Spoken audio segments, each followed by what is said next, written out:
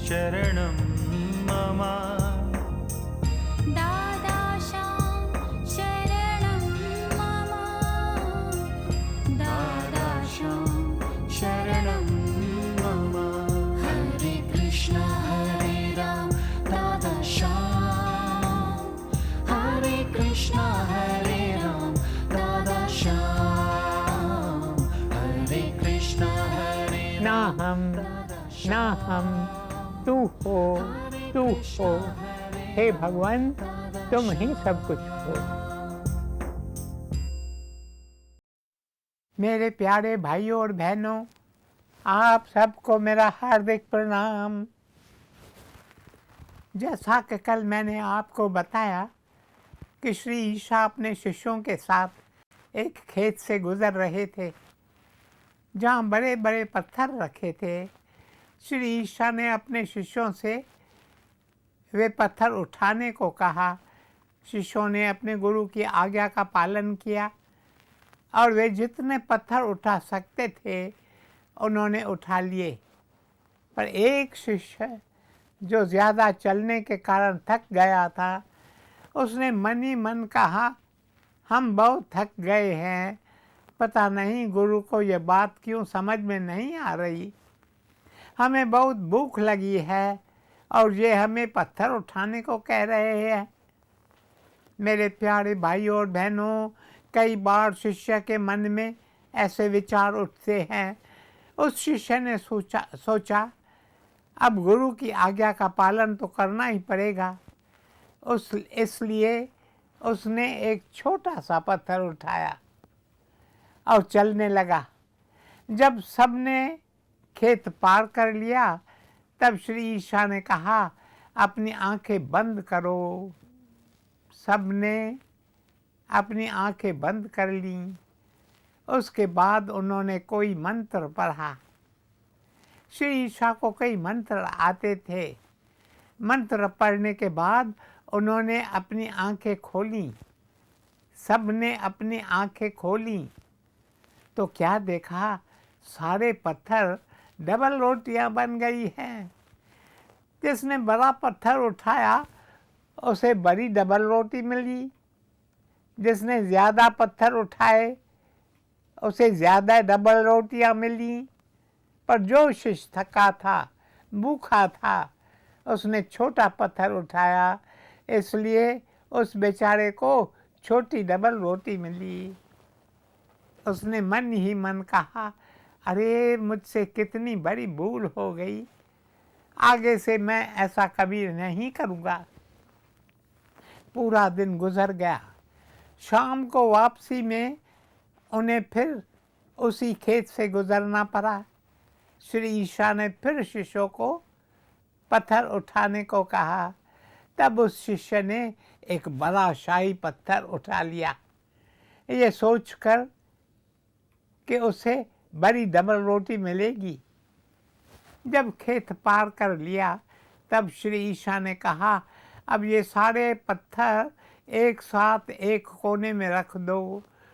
लोगों को अब यहाँ चलने में कोई परेशानी नहीं होगी। उस शिष्य बेचारे को कोई डबल रोटी नहीं मिली, लेकिन श्री ईशा ने वही सबक सिखाया जो भगवान श्री कृष्ण ने कुरुक्षेत्र में अपने शिष्य अर्जुन को सिखाया। उन्होंने कहा, हे अर्जुन, तुम्हें कर्म करने का अधिकार है, पर कर्म के फल पर तुम्हारा कोई अधिकार नहीं है। वो तो प्रभु दें, हम उसे स्वीकार करें। यदि वे रोटी देते हैं तो भी ठीक है, यदि नहीं देते तो भी उनकी मर्जी। मेरे प्यारे भाइयों और बहनों, हम ये एक सबक सीख लें, काम करें प्रभु प्रेम के लिए। हमारे मन में और कोई तमन्ना न हो। हमें ये कभी नहीं सोचना चाहिए कि हम ये काम करेंगे तो हमें उससे क्या मिलेगा। ऐसा मन में कोई विचार उठना ही नहीं चाहिए। इससे आपका अंतस शुद्ध होने लगेगा, आपका हृदय पवित्र होने लगेगा। इस समय हमारे दिल में कई विकार हैं। कई साल पहले गुरुदेव साधु वासवानी जी ने हमें श्री ईशा की एक वार्ता बताई।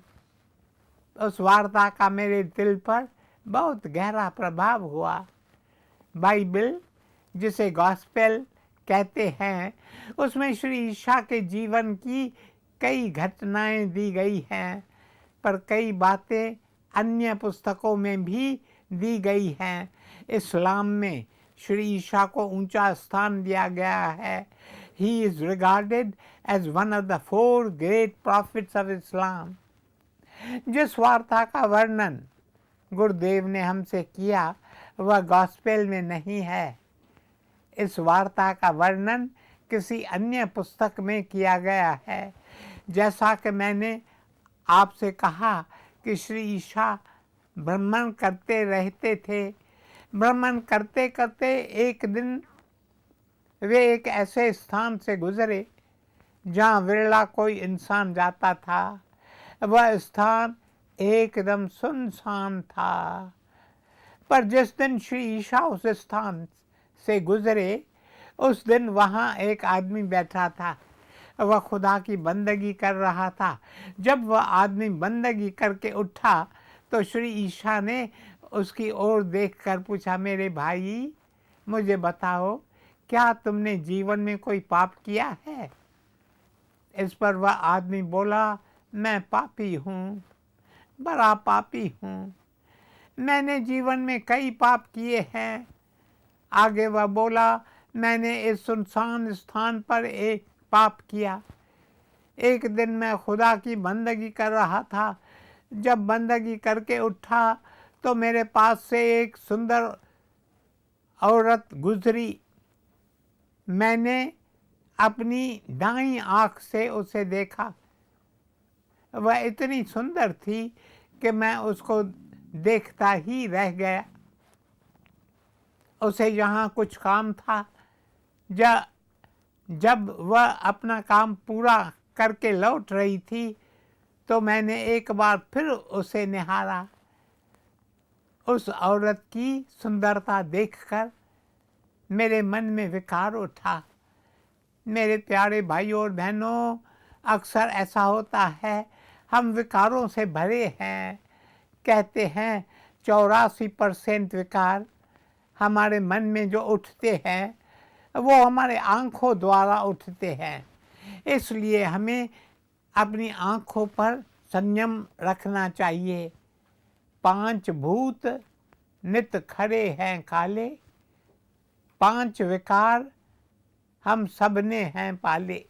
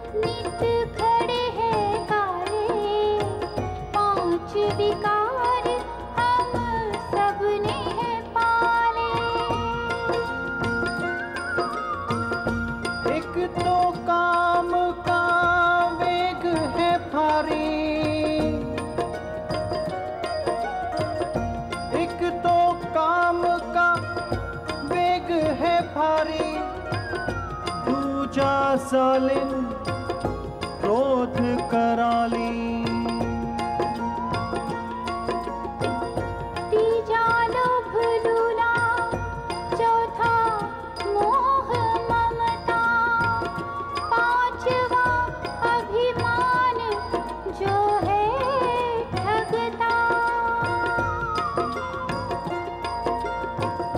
नूरी ये पांचों अंधेर मचाए, अंधेर मचाए। नूरी ये पांचों अंधेर मचाए, बिन सतगुरु इनसे कौन बचाए। बिन सतगुरु इनसे कौन बचाए। बिन सतगुरु इनसे कौन बचाए। जय जय गोपाला, जय जय नंदलाला, जय जय गोपाला, जय जय नंदलाला, जय जय गोपाला, जय जय नंदलाला। मेरे प्यारे भाइयों और बहनों, आगे उस आदमी ने श्री ईशा से कहा, उस खूबसूरत औरत को देखकर मेरे मन में विकार उठा। तब मैंने सोचा, मेरे मन में विकार क्यों उठा? मेरे मन में विकार उठा क्योंकि मेरी इस दाहिनी आँख ने उस औरत को देखा। उसी समय मैंने स्वयं से कहा, मेरी यह आँख सुंदर रूप देखे और मेरे मन में विकार जगाए, उससे अच्छा है क्यों न मैं इस आँख को ही निकाल कर फेंक दूं। एक ओर मैं खुदा की बंदगी कर रहा था और दूसरी ओर मेरे मन में विकार उठ रहे थे। मैंने उसी समय अपनी आँख फोड़ी और उसे निकाल फेंका। इसलिए आप देख सकते हैं मेरी दाहिनी आँख बंद है। मैं अब सिर्फ बाईं आँख से देख सकता हूँ। मैं अपने बाईं आँख से सारा काम करता हूँ। यह सुनकर श्री ईशा ने उसकी ओर देखा। उस आदमी की दाहिनी आँख सचमुच बंद थी। तब श्री ईशा ने उससे कहा, भाई तुम्हें धन्यवाद। इस संसार में बहुत कम लोग ऐसे हैं जो ये काम कर सकते हैं। आगे उन्होंने कहा, मेरे प्रिय, इस इलाके के आसपास जो नगर हैं वहाँ सूखा पड़ा है। बहुत समय से यहाँ बारिश ही नहीं हुई। यदि तुम मेरे साथ बैठकर ईश्वर से प्रार्थना करोगे तो मुझे पूरा विश्वास है कि ईश्वर हमारी प्रार्थना स्वीकार करेंगे। आओ हम ईश्वर को पुकारें, भेज मौला चांदी का गोला, भेज मौला चांदी का गोला। प्रभु, यहाँ की सारी ज़मीन सूखी हुई है। कृपया आप बारिश के रूप में चांदी की बूंदें हमें भेजें। मेरे प्यारे भाइयों और बहनों, वे दोनों घुटने टेक कर भगवान से प्रार्थना करते हैं। वे प्रार्थना करके उठते हैं तो देखते हैं धीरे धीरे आसमान में काले बादल छा रहे हैं। थोड़ी देर में चारों ओर अंधेरा छा जाता है, बरसात होने लगती है। उस समय श्री ईशा कहते हैं, जो व्यक्ति अपने मन में विकार नहीं उठने देता वह स्वयं को ईश्वर से जोड़ लेता है और वह उसका साधन बन जाता है।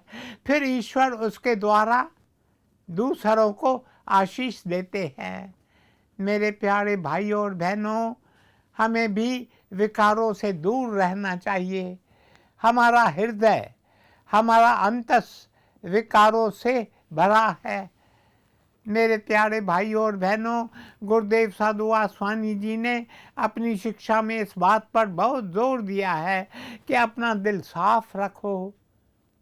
आप और कई सारे काम करते हैं, आपको धन्यवाद, पर सबसे महत्वपूर्ण काम है अपने हृदय को साफ रखना। लोग कहते हैं, यदि प्रभु हर जगह व्यापक हैं तो फिर हम उन्हें देख क्यों नहीं सकते? हम प्रभु को इसलिए देख नहीं सकते क्योंकि हमारा हृदय शुद्ध नहीं है। Our hearts are not pure. Our hearts are not clean. Our hearts are to be cleansed. Our hearts are to be purified. इसलिए आइए ईश्वर से प्रार्थना करें कि वे हमारे हृदय को साफ करें। मेरे प्यारे भाइयों और बहनों, ये मानव योनि एक बहुत बड़ा अवसर है।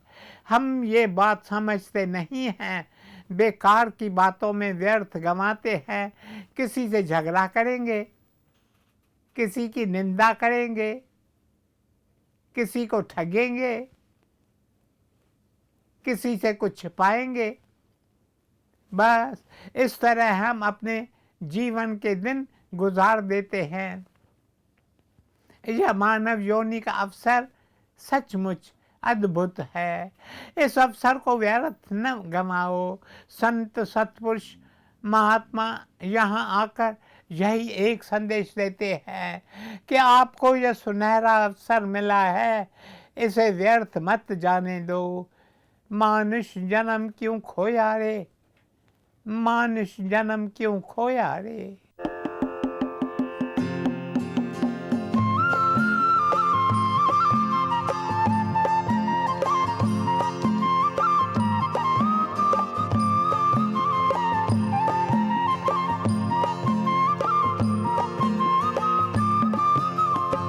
हीरे जैसा जन्म गवाया, राम नाम तो क्यों नहीं गाया।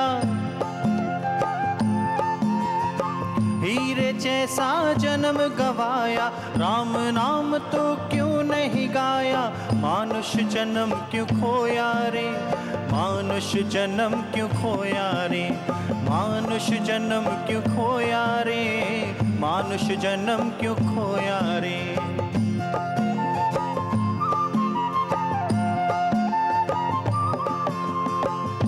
पाप गुनाह तू रोज कमाता, कालाया कुछ काम नाता।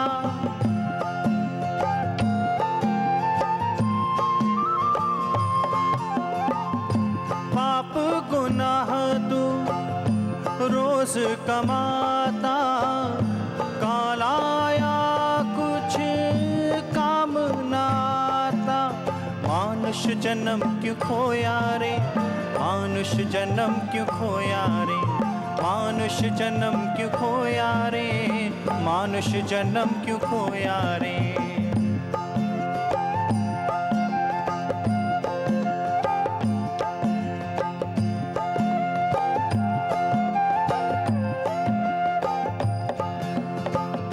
ये धन दौलत माल खजाना, दो दिन रहना पीछे रवाना।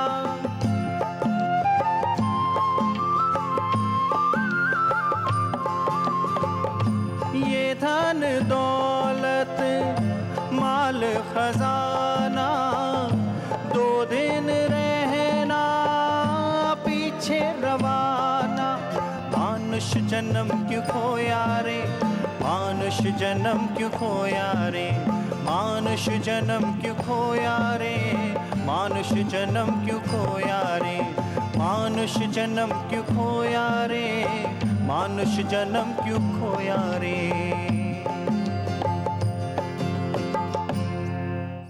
मेरे प्यारे भाइयों और बहनों, याद रखो, इस पृथ्वी पर कितने जीव रहते हैं, असंख्य, कितने प्रकार के मच्छर, कीड़े, कितने प्रकार के पंछी, कितने सारे जानवर, पर उनमें से केवल 6 बिलियन इंसान हैं। उन 6 बिलियन में आप भी हैं और मैं भी हूँ। हमें इस अवसर को नहीं गंवाना चाहिए। यदि आज हम अपने साथ ये 3 शब्द ले जाएं, अवसर न गंवाएं, अवसर न गंवाएं, अवसर न गंवाएं, फिर हमारा चित्त किसी और बात में लगेगा ही नहीं। हमें केवल एक ही बात का विचार होगा कि प्रभु के पावन नाम की ही महिमा रहे। हमें और कुछ नहीं चाहिए।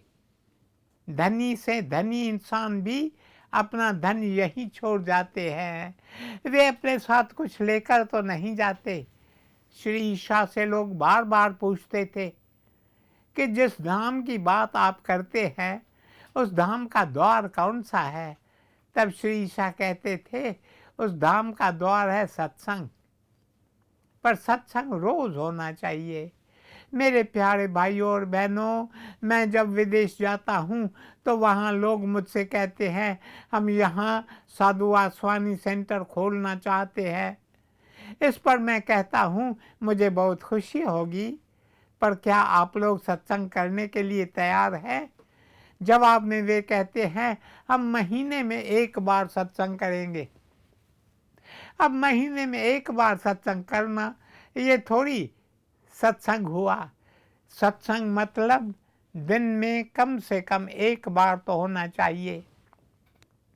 जैसे पूना में हमारे यहाँ दिन में 3 बार सत्संग होता है, सुबह 6 और 9 बजे साधु वासवानी आश्रम में, फिर संध्या के समय साधु वासवानी मिशन में पौने 7 बजे से 8 बजे तक। मेरे प्यारे भाइयों और बहनों, देखिए आप अपने शरीर को तंदुरुस्त रखने के लिए दिन में 3 बार भोजन करते हैं, सुबह नाश्ता, दोपहर और रात को खाना। इसके अलावा बीच बीच में भी खाते हैं, पर आत्मा के लिए that which you are in essence, each one of you is essentially a soul, उसके पोषण के लिए आप कुछ नहीं करते। सत्संग है आत्मा का पोषण। पर सत्संग में आओ तो बाकी की सारी बातें बिसार दो। सत्संग में आप शारीरिक रूप से यहाँ आकर बैठते हैं, पर आपका मन भटकता रहता है। यदि मैं आपसे पूछूं आज नूरी ग्रंथ जिसमें गुरुदेव साधु वासवानी जी की पवित्र वाणी दर्ज है, उसमें से वचन पढ़ा गया या नहीं? आप कहेंगे हाँ वचन पढ़ा गया। मैं पूछूंगा आज हमें उस ग्रंथ से कौन सा संदेश मिला, तो आप अपना सिर खुजाने लगेंगे। ये सत्संग में आना नहीं हुआ। सत्संग का मतलब बाहर चौकीदार बैठा है ना, उससे कहो चौकीदार भाई हमारे मन के सारे बोझ हम यहीं छोड़कर सत्संग हॉल में जा रहे हैं, लौटते समय हम इन्हें वापस लेते जाएंगे। मेरे प्यारे भाइयों और बहनों, यहाँ सत्संग में आओ तो दिल में एक ही भावना लेकर, मैं तुझे निहारूं तू मुझे निहार। बस यही एक ही भावना मन में होनी चाहिए। मेरे प्यारे भाइयों और बहनों, अब समय समाप्त हो रहा है।